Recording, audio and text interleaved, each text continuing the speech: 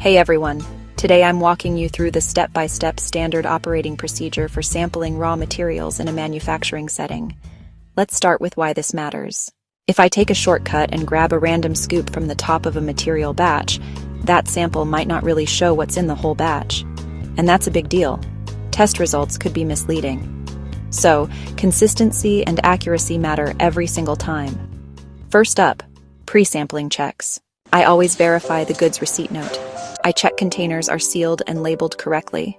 Name batch or lot number manufacturer expiry date. Before I even start, I get line clearance from quality assurance. QA confirms the area is ready, clean, and safe. Only then do I suit up. Gloves, lab coat, face mask, hairnet, other PPE. Vertical bar safety first, always. Sampling must happen in a designated area. A controlled environment, I double-check identity batch and lot number supplier, count the containers. For active pharmaceutical ingredients, I sample from every single container. For excipients, I follow a sampling plan, often the square root of n+1 rule, where n is the total number of containers. One thing I never skip. Make sure sampling tools are clean and labeled cleaned.